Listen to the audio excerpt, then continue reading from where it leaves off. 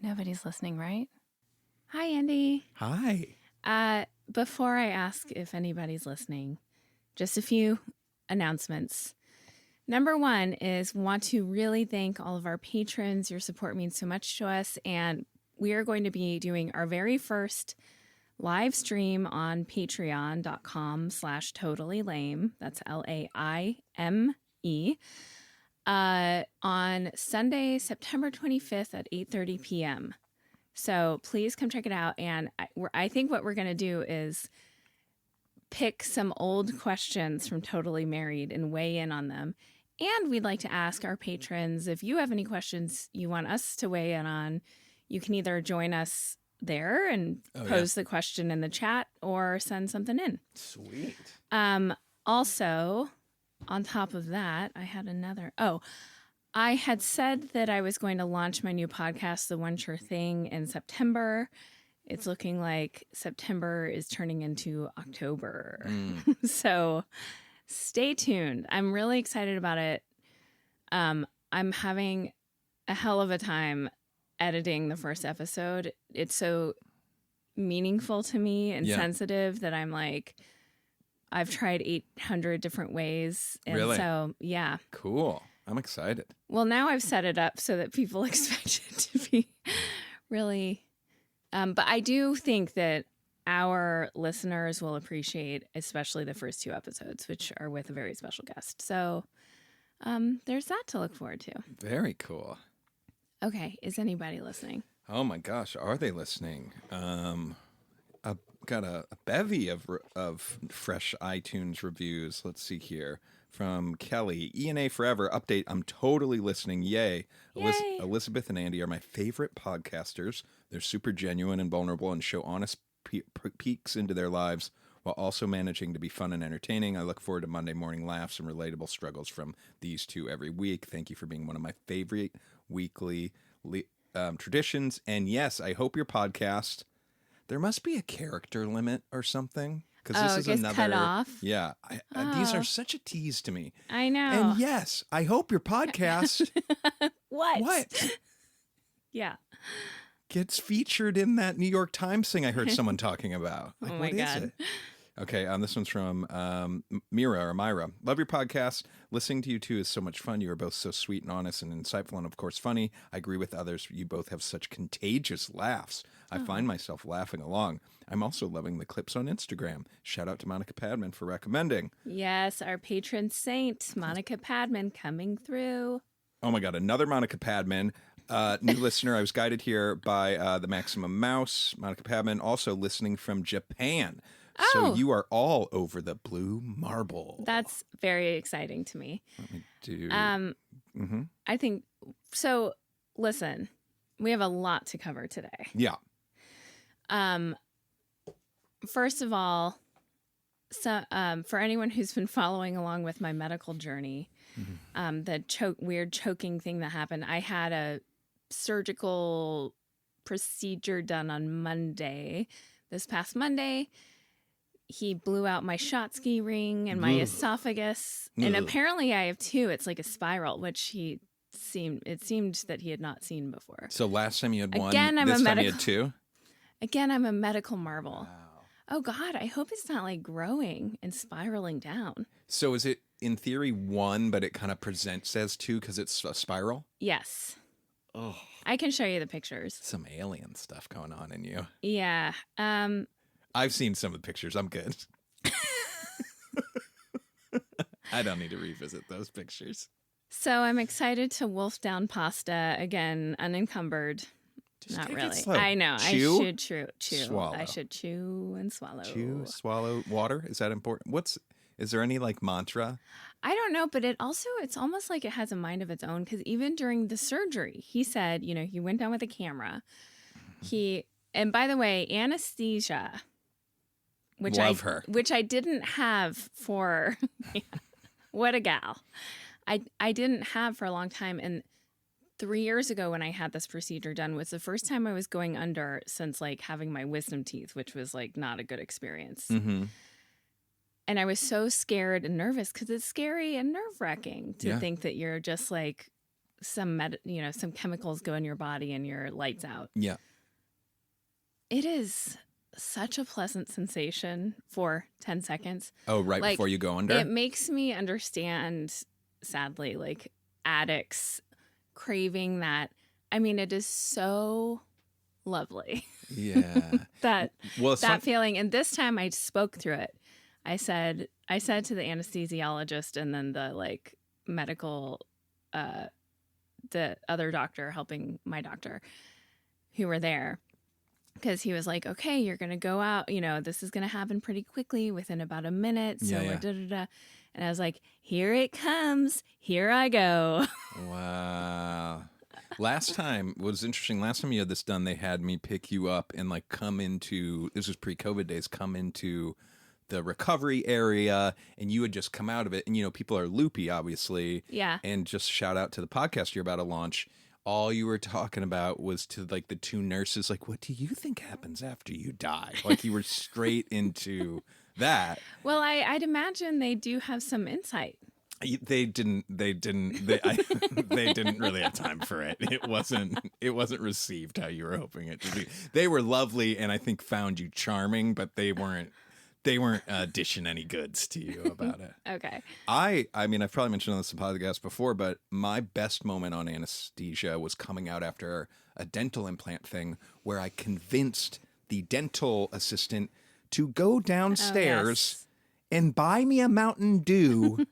And she did and brought it to me. The dental assistant went and bought me a Mountain Dew outside of the office and brought it back. Which can't be good when you have a gaping hole in your mouth. Like, that's like let's put the thing that created this problem to begin with directly into the source. I do recall her saying that there wasn't really anything wrong with it because soda's clean.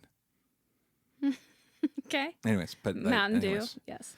But yeah, I'm glad you had a good experience on the anesthesia. This time, so I was prepared for a similar pickup situation. I got back home. They called me about an hour and a half earlier than I thought I was supposed to pick you up. They're like, she's ready. And I was like, okay, cool. I'm on my way. He said, just pull into the turnabout and call when you get here. And I was like, okay. And they're like, we'll wheel her out. And I was like, oh, okay. And then I was like, that seems weird. And then I was like, must be post-COVID situation. And I was like, oh, that makes sense. I get there, I pull into the like little turnabout thing. I go to call, and then you scared the bejesus out of me like a ghost next to the window of the car with no one with you, just looking like you'd been under, like looking like a zombie just appeared next to the window. And I was like, holy shit. Or like, are you okay? And you're like, he walked me out or something, but there was no one around. But that was wild. Dead Dan right here walked me out. Yeah. Oh, what I was going to say about the shot ski ring is my surgeon said the camera went down, and when he got there, he was like, he couldn't put the camera down further. And he showed me the picture, like it was all closed up, tiny hole, which is obviously what's happening with food. But he's like, I just waited 30 seconds and it kind of opened up. So I'm like, I think my shot ski ring just has a mind of its own, and it's deciding when it wants to close, and it's deciding when it wants. It is like an alien. Yeah. So. Jesus. Anywho. So how often do you think you have to get this procedure? Well, what he said was, I mean, it's probably going to be every few years, but also if it gets really bad, he would refer me to his friend who is also at Cedars, who would do like a way more intensive surgery that requires a hospital stay, where I'm guessing they might just cut that part of my esophagus out and sew it back up. We'll cross that bridge later. I don't think I'm going to need it. Yeah. I think I'm good. Good. So anyway, that happened.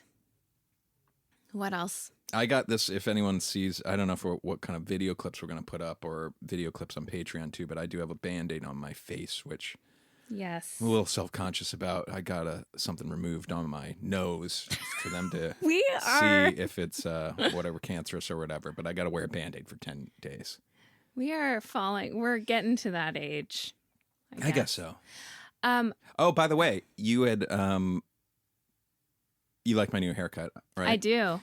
I wanted to get a little shorter than normal because I was worried about the thinning of my hair. Yeah. So it was for a couple reasons. I wanted to get eyeballs on it a little bit more, and then also see if the shorter cut, if it just looks a little bit better than the longer as far as the thinning department. And I do think this is a nice This is length nice. for me. It's very good. Well Okay, done. I'm glad we checked in about that. Okay, should we talk about my situation last night, or should we talk about? I know you have a lot of things you want to discuss. Oh no, let's hear it. Let's start with what you did last night because I'm curious what went down. Okay, so Monday is my birthday, so this will drop 2 days after my birthday. Sweet. And Go leave a review, a post-birthday review would be the biggest Oh. gift you could ever give. that would be amazing. That's awesome. And share with your friends, let your friends know. Maybe that's the biggest I do gift think you could give. Our podcast is so about kind of nothing that, unlike my forthcoming podcast, which I'm not putting any pressure on it to succeed or not, I just am doing it because I have to. I feel like this is probably a hard podcast to sell to other people. Like, it's a couple and they just talk for an hour a week versus like, Allie Ward's podcast. Like, it's really cool. And it's about blah, blah, science and ologies, and she gets really specific with these experts. Like, I could understand what that is and want it to seek it out. So share with your friends and let's see how, if you can get them sold on it. Okay. So my birthday's Monday. Last night I took my 3 amigas who, whoa, I'm like feeling really dizzy all of a sudden. Weird. Okay. I think it's passing. Okay. So Is that vertigo? Is that what vertigo is? yeah.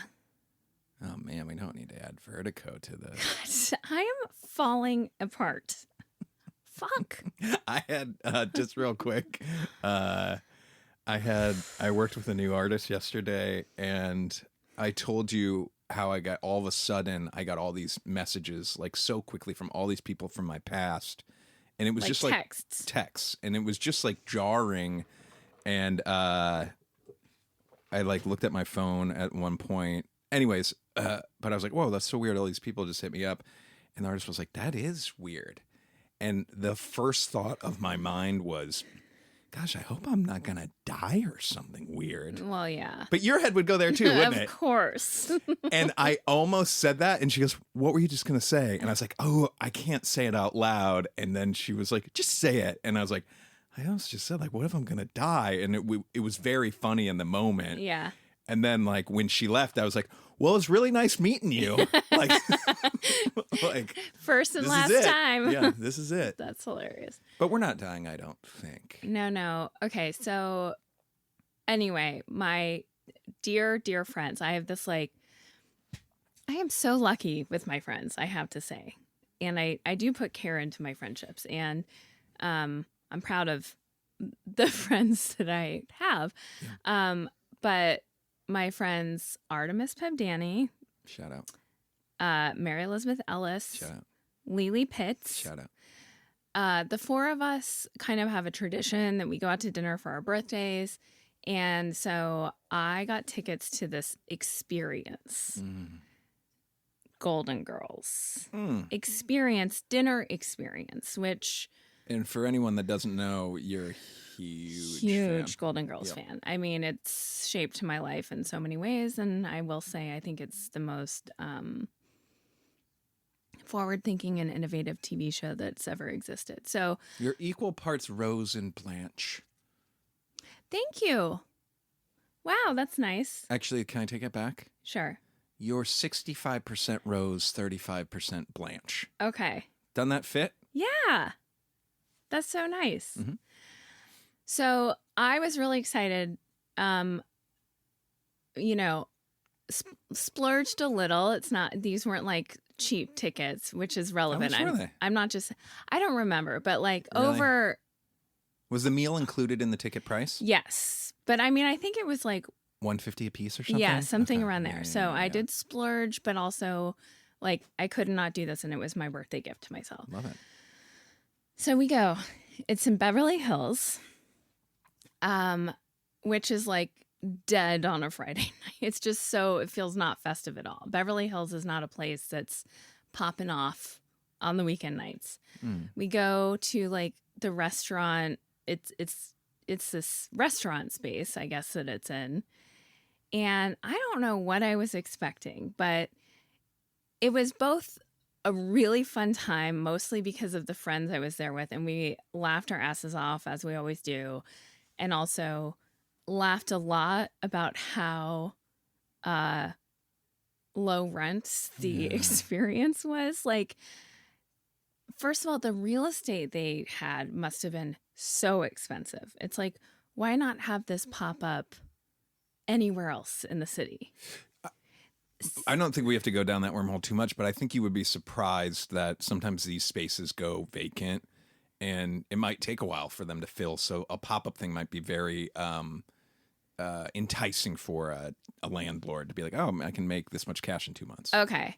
Oh, I wish I had my computer. First of all, the email that they sent us beforehand, which I was like, this could be such a great opportunity to make this Golden Girls-y. Like, your time at the table is 90 minutes, which, by the way, is the longest time a lover ever took with Blanche or whatever it is. Yeah. It was so angry.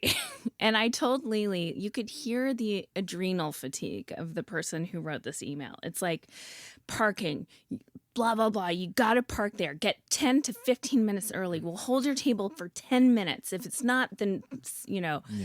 So, like, we all felt like we were in trouble. And Lily was so funny. She responded, I love a stern daddy.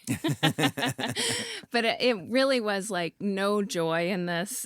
People are miserable. How far into this pop-up are we talking? Do you think it's been active for like a month? Yes. So this is an email that has evolved over time, clearly, right? Yes. Like, they encountered some problems. The person was like, So anyway, we get there on time. We go to the bar. Actually, the bartender was lovely, but also the staff, God love them. They were mostly nice, although there were some people who definitely weren't.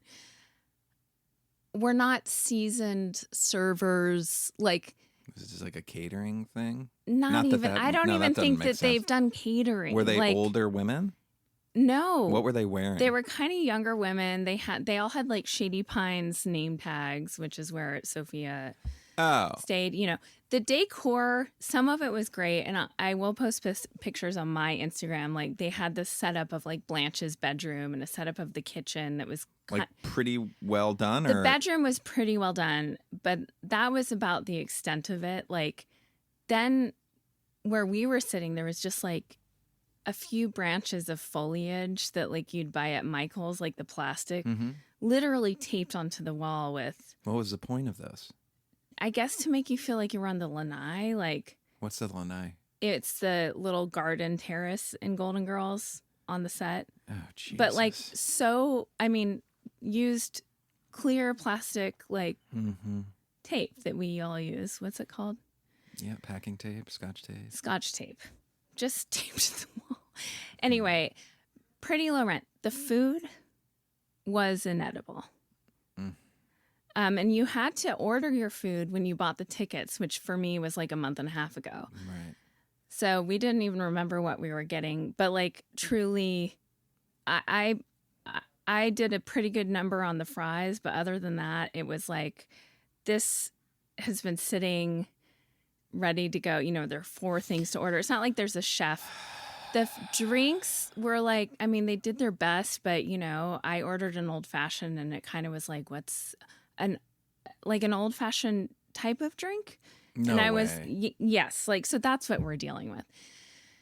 Now, the clientele was really fun. I will say, like, everyone I think was having the same experience, which is like, oh my God, we spent $600 or whatever it is on this. Yeah. But also, there was some joy to be had, and they were playing Golden Girls episodes on the TVs, which I found very comforting. And at the end of the day, if you're paying for an experience, I had a great time, and I worth every penny. Yeah. but it just was kind of funny about. And so while we were there, like Mary Elizabeth pulled up the Yelp. Yes. It has 2.5 stars, which I don't know that I've ever seen 2.5 stars on Yelp. That's not good. That's not good at all. So I can't say I'd recommend, but I will say I'm glad I did it. Wow. It makes me so angry because... Don't get angry. I'm going to tell you why. This is something they pre-sell a lot of these tickets before the event had even gone live. Someone has this premise, right? Yeah. And they're telling you got to pick your food now and all this stuff. So the sale goes live before they've even a event has happened, right? Maybe it's 2 months before they open or something. They sell bajillions of tickets because everybody wants to go to the Golden Girls experience, right? So they take all this money up front. Now they have no incentive to really make it great. Oh, yes. Right? And so, That it sounds is like they so fucking true. half-assed it. It just makes me angry. It does. It seems like they half-assed it, I will say. I mean, it doesn't seem like it. Without question, they half-assed it. But that's a great point, Andy. I hadn't even thought of that. But I will say I had so much fun. I brought my Golden Girls tarot deck that my dear friend Michelle Leibel gifted me. I did everyone's tarot cards. Oh. That was really fun. We got some great pictures, and we really enjoyed ourselves. I love it. Speaking of Yelp reviews, where the heck was I? I was out and about, maybe looking for luggage or something, but was not in our part of town and was in like a little mini mall. And I pulled in, and right in front of me was a dog grooming place, and they had a big sign that was like over 400 5-star Yelp reviews. Wow. And I kind of was like, wow. And then, you know me. Oh my God. What was the first thing I thought after that? How many 1 stars do you have? It was kind of like, bullshit was what I thought. Okay. So I pull out my phone. Oh God. Andy, I'm so tired of being in your brain. This is how you live? And I type in the name of the dog grooming place, right? It pops up. To my delight, every star just filled in, and now we're over 500. They are doing it over there. And I was like, it was a great lesson because I was like, don't be so cynical. Yeah. You know what I mean? But no, they're doing a bang up job. I wish I knew the name to shout out the business, but they're crushing it. It's not the dog groomer we used to go to here. Remember now that I've been watching Ozark and I understand money laundering a little bit more. I just told my brother this story because we walked by there to get donuts the other day. Yes. This was the place where sometimes there would be like a bright yellow Maserati parked out front. No, it was a Corvette. So I went to drop I went to drop our dog off one time. I roll in there, and you go to the reception, and if you look to the right, there's a big window so you can see where the dog grooming's going on, right? Yeah. And it's a Saturday morning, maybe 10 a.m., something like that. And I'm taking our dog in. I look over to the right, and there are 2 dudes standing around a dog grooming table with an absurd amount of cash on that table. Were they in stacks? Or was it free? It was freer. Okay. So my first thought was like, Jesus, they got a lot of tips here. Like, are they organizing the tips? Right? That was my first thought.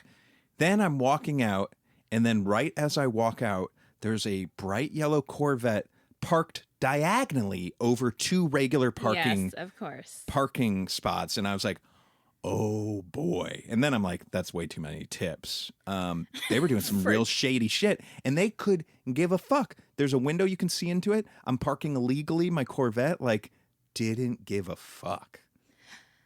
Yeah. And so we've been watching Ozark, which kind of gets into what money laundering is, which I had no idea. Now I'm like, I bet that's a front. Although they do a good job grooming dogs also.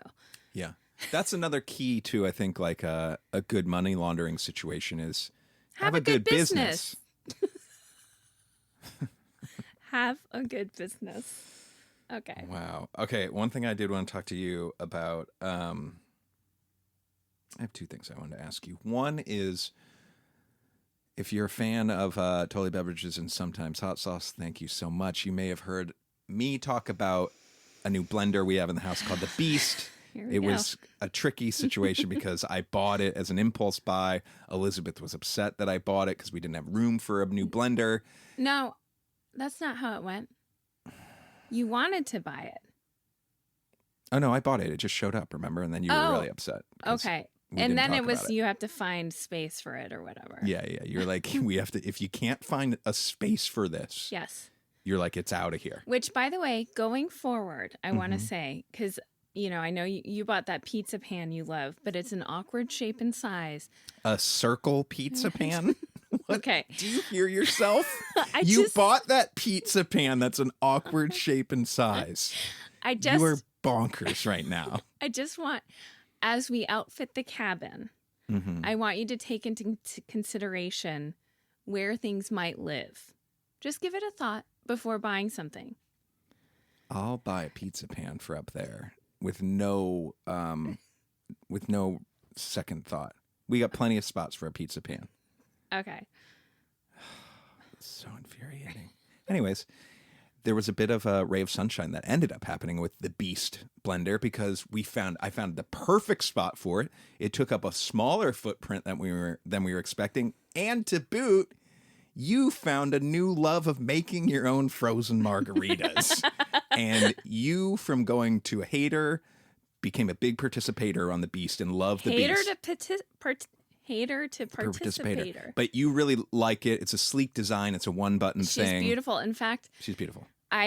some of those friends who came over and had frozen margaritas, They admired the Alexis, Beast. Michaela, and June, texted me afterwards and said, "Hey, when you get a moment, will you share with me that sexy blender?"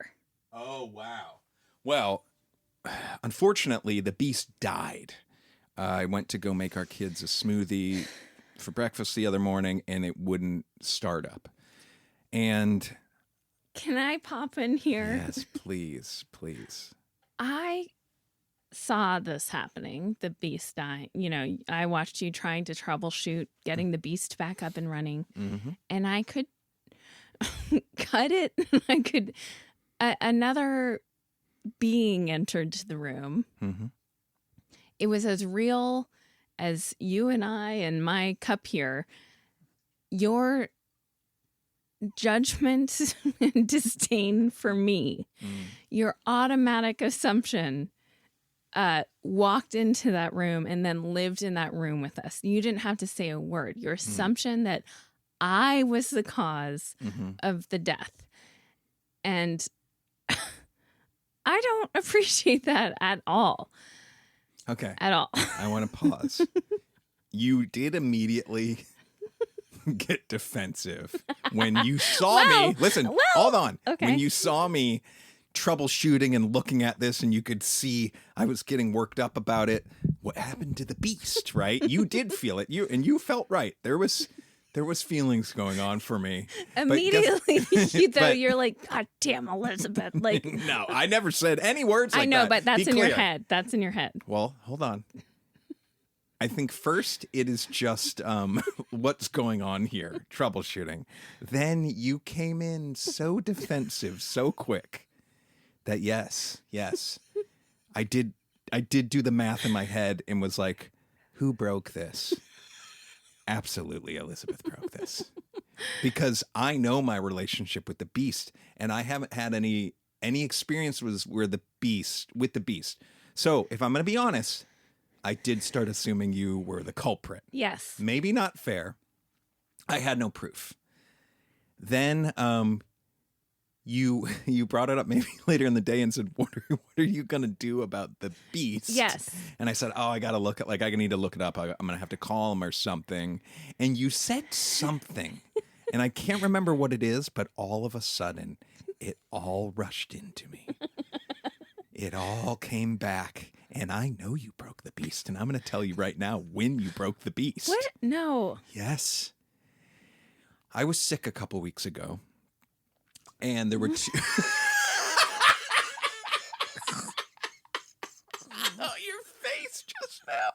Your face just now.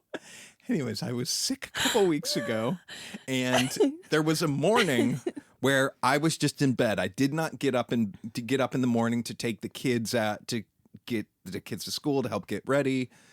And so you were on your own that morning doing everything, and I was feeling shitty in my bed. And something happened that morning that all of a sudden I remembered. You did make a smoothie that morning. And what I recall about you making that smoothie that morning is it took about 30, 40 fucking minutes to make a single smoothie. And so what I think happened is you had no idea what you were doing making that smoothie. You used such a small amount of liquid in that smoothie, so you were basically just trying to grind frozen fruit with nothing helping it. And it was just for 30, 40 minutes. And I had the thought, like, what the fuck is she doing to the beast? That's when the beast died. Tell me about that morning. Tell me I'm not wrong. Well, it worked though for me. I mean, in what world is that how long it takes to make a smoothie? No, you were absolutely right. And the liquid to frozen fruit ratio is a lesson I learned that day. But I do think, okay, here's what I will say. I don't think that I necessarily broke the beast. I do. I know. Moving forward, I will be more conscientious about the liquid ratio and also about the fill line.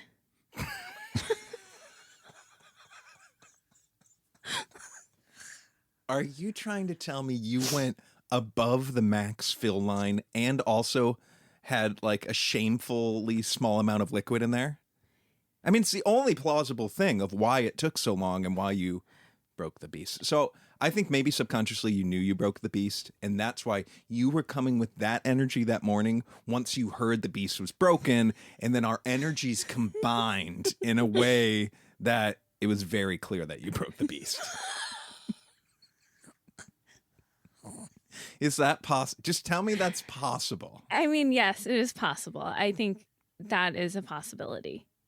But there's also a possibility that it's just malfunctioned. Yeah, that's true. And we'll get to the bottom of it. I'm going to send it in. I have a feeling, knock on wood, I think the beast, I think they're probably going to be pretty stand up about fixing the beast. I just got a sense.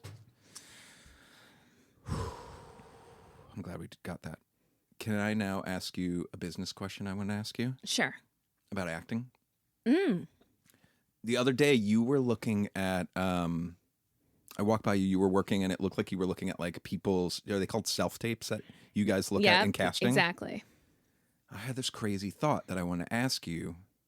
So because of the pandemic, yes, that became much bigger of a thing than it Yes. used to be. I'm Yes. sure people used to send in tapes, but would you say like 80% of casting is now done that way? almost 100%. Okay, so here's my question. It's a two-parter. First, when you guys, the writers of the show and stuff, when that stuff's coming across your field of vision, Excuse me. is it already gone through a certain amount of rounds with casting and Yes. whatnot? Okay, so this is what's blowing my mind. Casting will like scale it down to like 8 people that they're like, this is, and usually they give, I mean, the strongest actors also kind of a range if you're looking more like for this type or whatever. That's, yeah. So it's more than one round kind of happening. Yeah. Now, say you guys are whittling it down to like your favorites. yes. At what point in time now, and I'm sure it varies production, but would those people, if they're getting to the next round, like come see people in person? Sometimes never. Yeah. So this is my thought that I had is like back in the day, I'm just thinking that now there's so many more people that are getting shots potentially based off the merit of their acting opposed to like, of how cool and good vibes they are in the room with casting directors. Fascinating. Because before, you had to come in, you had to do the little small chit chat with the people. You had to feel everybody's energy in the room if you were nervous. Now you get so many shots to tape yourself, which is also, I'm sure, comes with a whole new slew of Yes. problems. But it made me think there are people now that are booking that weren't booking as much before, which I think is really interesting. Maybe. What I will say here is casting, like casting director, it's such an art form. It's actually been very healing for me in a way to be on this side of casting, because having pursued acting for 10 years or whatever and never really getting anywhere with it and feeling so rejected after, even getting an audition was exciting for me. And then the rejection was never easy. And I bow down to actors. Like, it is a tough, Agreed. tough gig. But casting directors is truly an art form. And interestingly enough, I still think, but probably in a different way, you're probably right. Like, in an actor's read, kind of that when they bring something of themselves to it, or make choices that, like, it really does make a big difference, and it makes me feel like I know who they are a little bit more, even though they're playing a character. But I always think about, like, Adam Pally. Mm-hmm. Back in the day, he's just such a good hang, and when you're around him and hanging out with him, he makes you feel like you're cooler for it. Mm-hmm. And I think that's when he would walk into a room and he would be like, "What's up, dorks?" to all of the executives, who usually everyone, coming in and being like, "Hi." Right. And he just has such an ease and charm about him, but it's also kind of like he feels like he's your brother who's, whatever. That I'm sure there are people like that who aren't having the opportunity to show that as much. Showcase that. Yeah. Yeah. Anyways, I don't know. I thought about that the other day. Yeah. It's wild. Sometimes with actors, we will also do, like, just kind of a read through with them. Yeah. Which then we do, it's on Zoom still, but we do get the, like, small talk and kind of getting a sense of who they are a little bit more. Yeah. Which is cool. But That's wild. Yeah. Okay. Did I? Yeah, you totally did. Cool. Thank you for letting me into that window. Yeah. Do you think I look like a less handsome, cool Alexis Ohanian, Serena Williams' husband? Who texted us that? Our old neighbor and actor. Oh, yeah. Yeah. You never mentioned it to me. That's why I'm mentioning it now, because I thought it was a very sweet thing that he wrote in that email. No, he didn't mean that you were less handsome. He meant... Oh, am I more handsome? You're more handsome and cool. Yes. Did you look that guy up? Yes. So you think I look like that guy? I could see it, but, there are guys that I think you look like more than that guy. Ooh, do you know any names of any of them? Oh, you know who you look a lot like? Huh. Is Justin. He used to go by Justin Credible, the magician. Wilhelm. Justin Wilhelm. Oh, the funny guy with the magic show on Netflix? Yeah. Oh, yeah, I'll take that. I don't have the curly hair, but yeah. Yes. I get that. But actually, Andy, it's funny because the other day I was walking back from the Christian coffee shop and a guy was approaching me, and I was confused because you were getting the kids ready for school. Yeah. And I thought it was you. Really? And by the way, I was like, "Oh, here he comes." Really? Then I was like, "Oh, wait, that's not my guy." But there's a guy in this neighborhood, I think, who looks a little bit like you. And were you more attracted to that guy or to me? To you. Gotcha. You know how, though, sometimes... I had a similar thing happen with you, but it was you. What? Okay.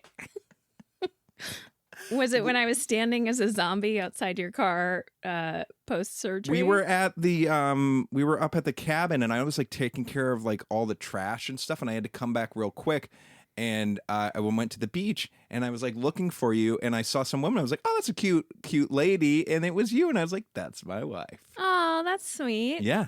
I do think occasionally this will happen where I will see you unexpectedly, and it's like kind of seeing you through a new lens in a way, or like a more objective lens, and I always am thrilled. Love that. Always. Yeah. Cool. I think you and we still got it for each other.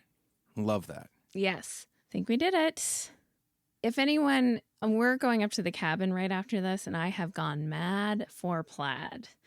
And I'm going to be laying out, I must have 75 plaid swatches at this point. Mm-hmm. We're making big decisions today. How do you want me to... Big decisions. How can I be most supportive in this situation? Do you want to just whittle it down to a few and then I'll chime in? I don't want to fuck you up too much. Well, I want you to help me, but here's what I would ask of you. You know, err on the side of enthusiasm. Like, think about, let's go into this thinking, oh my gosh, we have a cabin. Hooray. First of all, holy cow. Yeah. Second of all, we're making my dream sectional couch in plaid. Yeah. See, yeah. You don't like that? No, I love the idea of it, but because it's going to be a ginormous fucking plaid couch, yeah, there's no way I can curb my being in my head and like, what is the best decision for this huge plaid couch? Because this is not something you want to get wrong. God. Okay. Yeah, I'll narrow it down, I think. You're just like, just let me pick.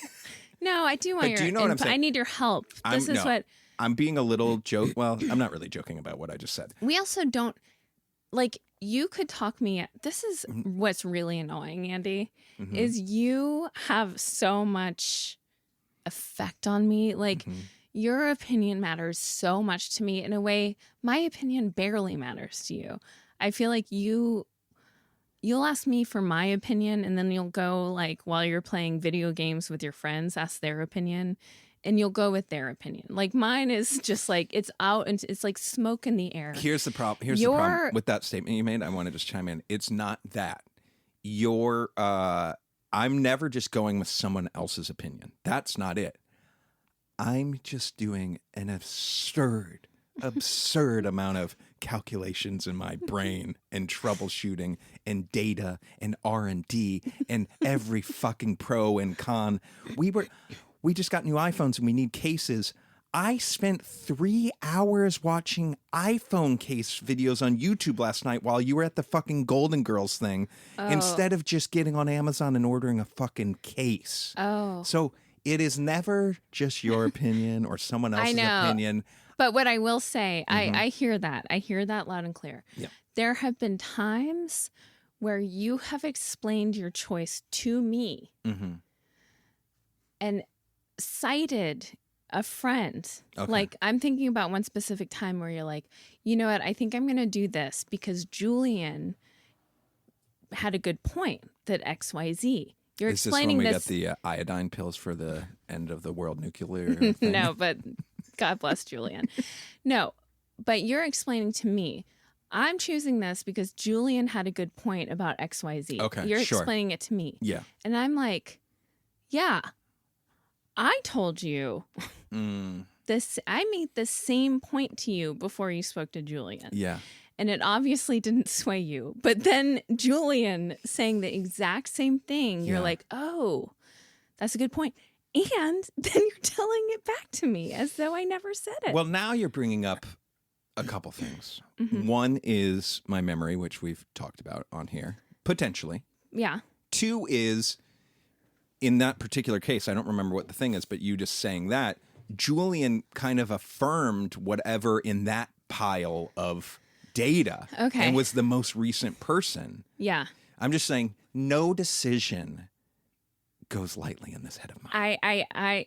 I understand, and I will say your ADHD diagnosis has helped me not take some things personally. This is a good example, and help me understand some other things a little bit better. Can I also say this, that, and I know you're probably now going to have more anxiety about picking out this plaid couch, Yeah. but I always feel that with you and me, there is this beautiful moment that maybe it will be tense with this couch situation, but we tend to have this beautiful moment a little bit later, and it might be when we're looking at the couch that we ended on, of like, you know what? I'm kind of glad that we went through that and we ended up picking this thing. It happens. That happens. I know, and sometimes. actually you're making me think. So you have a good perception of that process that I don't love, because I want the process also to be enjoyable. And I'm coming into it being like, oh my God, I get to pick a plaid. Like, I get to pick a plaid for a couch. What life is this? And you don't bring any of that enthusiasm. But You're that's coming in with like dread. And so the process can be frustrating, but it reminds me of I think I can share this. I don't know why I couldn't, but I just am very fortunate. I just got a deal with ABC to write a pilot. Yeah. And I had pitched 2 ideas to them. Yeah. And they seemed jazzed about both. And so basically, I was going to have to pick the one idea I wanted to develop with them out of the 2. And they were going to also pick which one they wanted to do. Yeah. And they kind of came back and for different reasons said, we don't think this one's exactly like if our goal is to make a television show, Yeah. this one's probably not exactly right for right here, right now. Yeah. And this one is also not exactly right for right here, right now. So if you could kind of think of a new idea. Yeah. And I was so frustrated and so down. Yeah. And you were like, maybe this is a good thing. Like, maybe you will think of a new idea. But I literally was like, I can't. Right. I got nothing. And that's kind of what we go through. Like with the plaid, I could very easily see this, like me just being so frustrated because you've found fault with every single thing. Yeah. But you're right. There is a point, and with this thing, the same thing, I actually did think of a new idea that now I'm super jazzed about, and it was a blessing in disguise. Sure. But I love that. But getting back to the couch, I think also sometimes I think it's way less emotional to me and it's way more emotional to you. Let's use the couch as an example. But I also think you interpret my reaction to some of the, let's say, couch prints as more emotional than they are too, right? Like, if that makes any sense. And I also kind of disagree with you. If I was not here, say you were married to somebody else. what did they look like? Alexis Ohanian. Okay. And let's say they were super jazzed about the couch. Enthusiastic and was like, what, you pick whatever one, okay? No, I don't want you I understand pick that. whatever one. Okay, so actually you're a widow now in this scenario. God, things have taken a turn. I don't think you're saying I have all of this. How did you describe it? Of all this like joy and whatnot about making this decision? Yeah. I don't think that's completely true. I do think you're very stressed out about what couch print to pick. Now, It's an do I make important that decision. See, there you go. But am I making it more stressful? Absolutely. But the idea that you're going in stress-free and just joyful is, I don't think, the real. thing is, once I narrow it down to like 3, I could envision each of those 3 and would be like, then I'm picturing like, okay, it's Christmas. We're curled up on the whatever. Then I get into joy territory. You never get fully on board with anything. And I'm like, if we're picking this, I need you to be fully on board. And so that's where the frustration is. But okay, here's You're the other never problem. like, oh my God, I love this. Here's the other problem, because in this couch is such a perfect metaphor for all For of this everything in our lives. It's really hard because this couch is, you're going to pick it, and then it's going to take 3 months or something to come. If we're lucky. Okay.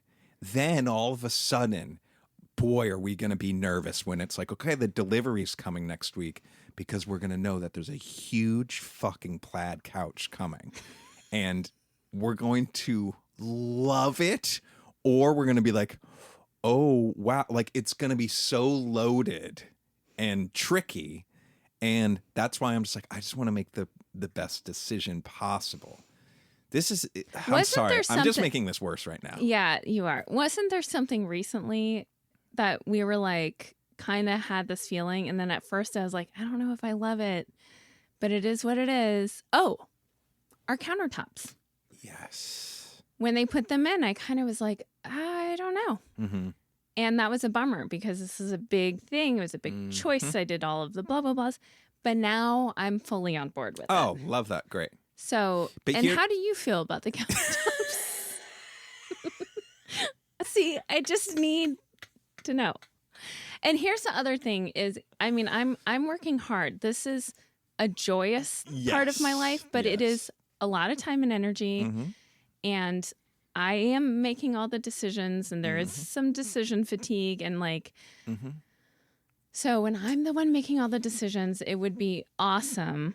I appreciate where you come from, and I read you loud and clear, and I understand. I am making it more stressful, but hopefully I will be helpful today, and I will be cognizant of this whole dynamic. But also, this is a weird one, because let me put this out there to you.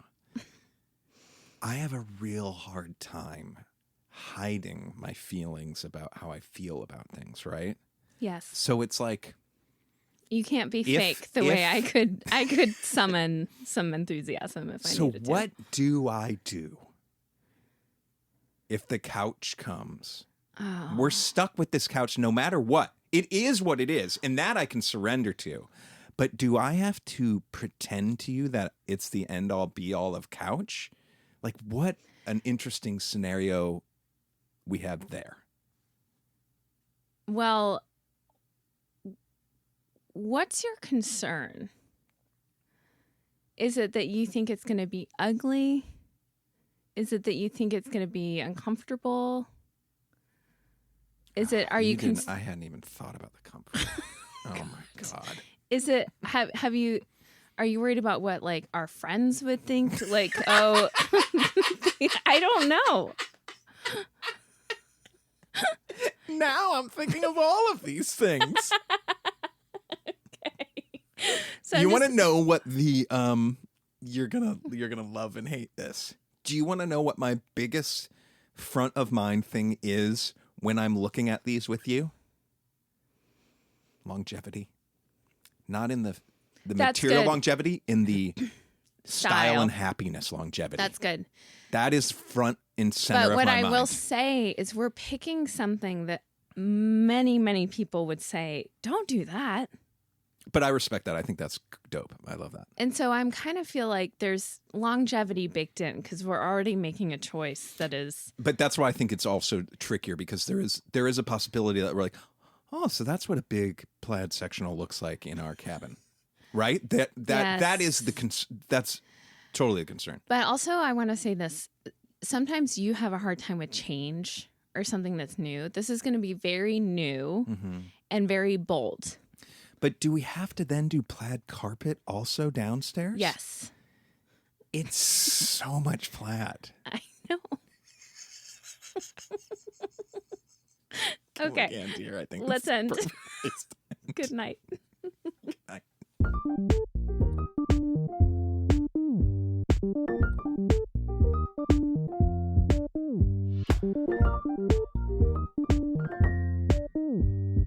Shh.